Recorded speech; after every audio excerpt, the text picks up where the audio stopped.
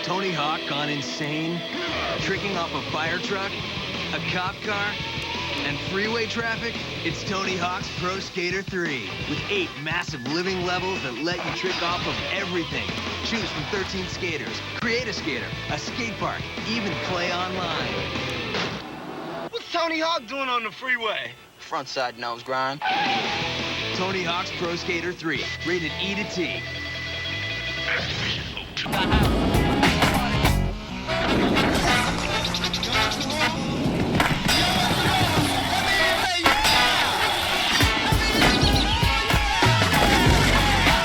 My blood is red, but my healthcare is free. Tony Hawk's Pro Skater 3. You see, I know the memes, I surf the net. Look at this. What you're seeing here is a man who hasn't played Tony Hawk, not regularly anyway, for about 20 years. Which is why this young guy is losing blood at a rate of knots. He is not going to be pretty after this. Actually I'm playing as Jeff Rowley.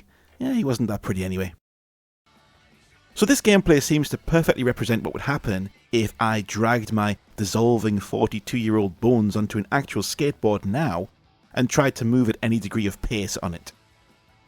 I should make it clear, by the way, I never could use a skateboard. I don't want it to sound like when I was young I could do a few tricks and now I'm old I can't hack it. It was never my thing. I had a skateboard, obviously. Who didn't? Bart Simpson made it look cool in the 90s, so obviously I had one. But my use of it amounted to occasionally sitting on it and rolling down a hill in the caravan park we used to visit as a family.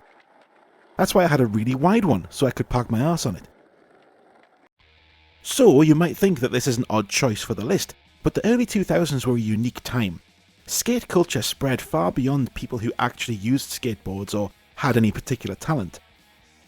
Following that brief Simpsons-inspired popularization in around 1992, skateboarding had been in danger of falling out of fashion a bit. As The Simpsons itself pivoted away from Bart and towards Homer as the main character, some of those fans got a few years older while Bart didn't, and skating might have been seen by some as a bit of a kiddie thing. But then a group of Americans stepped in and made it cool again, by showing just what could be done with a plank of wood on wheels, other than rolling around being a menace to pedestrians.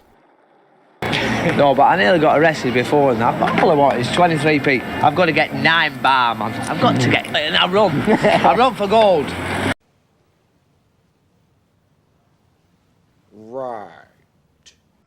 The X Games had started in 1995, but took a little while to catch on, certainly here in the UK.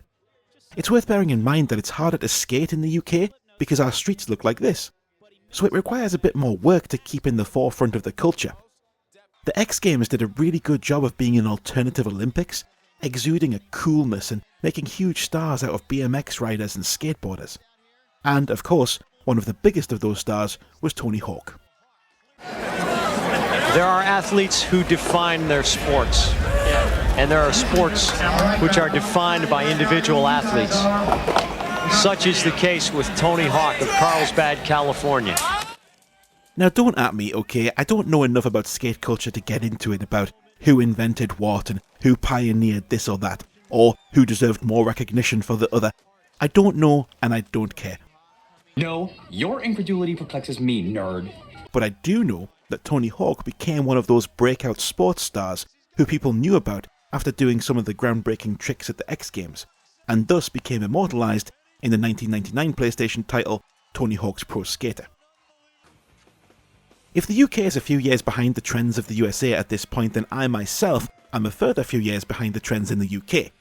So despite the incredible success and popularity of that first game, I never played it. There's no denying its impact though, an entirely new way of simulating performative sports with an innovative control scheme and addictive one more go arcade playability, all wrapped up in a tasty late 90s pop-punk aesthetic and soundtrack. It was cool kid catnip. 3 years later here in 2001 and the series has become annual, and part 3 is the first one I really took notice of. I think it had something to do with starting life at university and wanting something I could play in a group of friends. I was hanging out with people much more than I used to, so I found that I had to move beyond my story-rich single-player experiences, and there wasn't too much around more fun than trying to beat each other's scores in Tony Hawk. This went perfect with a pizza and a few drinks, and that's exactly how I enjoyed it. It's part of how I built some of the most enduring friendship I have to this day, as well as spending time with my future wife, who I met this year. These were the great times, and of course that plays a factor in why this one specifically sticks in my mind. But I do enjoy the way the levels are laid out here. 3 games in, they were forced to be a bit more creative with the environments, so we got an airport and a cruise ship among other locations, all of which packed with quite fun challenges that can trigger humorous cutscenes or alter the levels for future runs. The pace of gameplay is also ideal for play sessions with friends. You get 2 minutes in a level to try and hit as many goals as you can, whether that's collecting all the letters of the word skate, or activating parts of the environment, or hitting a particular score. And as the whole level just gets loaded into the RAM at the start, there's no loading time between finishing one run and starting another. The fact that each successful goal is saved, so you can focus on the others next time, just makes it so compelling. You'll be retrying the levels over and over, but it's really satisfying to do, so you don't get frustrated waiting around for your next run. Where that score is concerned, building combos is absolutely key to the risk-reward mechanic, as you see your multiplier exponentially rise, wondering if you could keep going long enough to land it clean, or wipe out and lose it all. But here that's hugely expanded on, by being able to chain moves together via a manual, which just means balancing on 2 wheels of the board. This makes it possible to have almost infinite combos, which just heightens that sense of risk and makes the whole thing even more thrilling. Much as Gran Turismo 3 harnessed the power of the PlayStation 2 to radically improve the visuals and mechanics of that series, so Tony Hawk 3 uses it to expand and add detail to the play spaces, as well as providing a more authentic feel to the presentation, stuffed as it is with DVD quality skate videos, and an absolutely stacked soundtrack, most of which will probably get this video blocked. This is before you even get to the hidden characters to unlock, including Darth Maul. Can I use that clip again? For the 3rd time? Yeah, go on.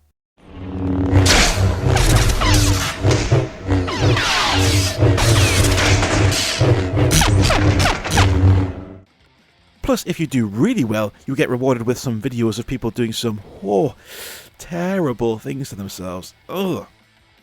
I super don't recommend watching this stuff if you're over 35. God, just looking at it. Oh, Jesus. So if you've never tried a Tony Hawk game, this would be a good one to play. But don't expect to pick it up and be decent straight away. Even a grizzled veteran like me needed time to get back into the groove. Oh, teeth down your throat like a proper champ. Walk it off.